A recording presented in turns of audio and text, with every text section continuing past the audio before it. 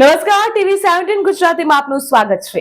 ગુજરાતમાં ચોમાસાના થોડાક સમયમાં તંત્રની બેદરકારીઓ સામે આવી। થોડા સમય પહેલા અમદાવાદમાં આધેડનું તંત્રની બેદરકારીના કારણે ગટરમાં પડી જવાથી મોત નીપજ્યું હતું।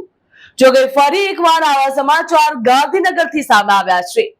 ગાંધીનગરમાં પણ આવી તે ઘટના સામે આવી, જ્યાં 7 વર્ષના એક બાળકનું મનપા દ્વારા બનાવવામાં આવેલા કૃત્રિમ તળાવમાં પડી જવાથી મોત નીપજ્યું છે। મળતી માહિતી મુજબ ગાંધીનગર સેક્ટર 1 માં નગરપાલિકા દ્વારા વરસાદી પાણીના નિકાલ માટે નગરપાલિકા દ્વારા નાનું કૃત્રિમ તળાવ બનાવવામાં આવ્યું હતું। જોકે ત્યારબાદ તેની આસપાસ કોઈ બેરિકેડિંગ કે ફેન્સિંગ લગાવવામાં આવી ન હતી। આ દરમિયાન સોમવારે સાંજે કુલદીપ નામનો 7 વર્ષનો બાળક આ વિસ્તારમાંથી સાયકલ ચલાવીને જઈ રહ્યો હતો। તે વખતે કુલદીપને આ કૃત્રિમ તળાવમાં પડી ગયો હતો। ગાંધીનગરમાં ભારે વરસાદના કારણે અહીં મોટા માત્રામાં પાણી ભરાયેલું હતું, જેના કારણે બાળકનું પાણીમાં ડૂબી જવાથી મોત નીપજ્યું।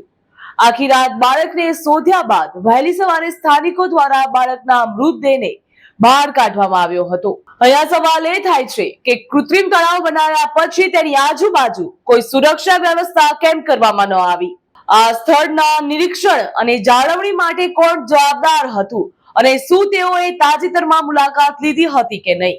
ચોમાસાની શરૂઆત પહેલા આવા ડેન્જર ઝોનમાં સર્વે અને સુરક્ષા વ્યવસ્થા માટે નગરપાલિકાએ શું આયોજન કર્યું હતું? જો વાત કરવામાં આવે તો બાળકના મૃત્યુથી ગ્રામજનો અને પરિવારમાં શોકનો માહોલ જોવા મળી રહ્યો છે। આ સાથે તંત્ર ઉપર પણ અનેક પ્રશ્નો ઉભા થઈ રહ્યા। હજુ તો ચોમાસાની શરૂઆત થઈ છે, ત્યારે તંત્રની બેદરકારીના કારણે પહેલા અમદાવાદ અને હવે ગાંધીનગરમાં 2 વ્યક્તિઓના મોત નીપજ્યા છે।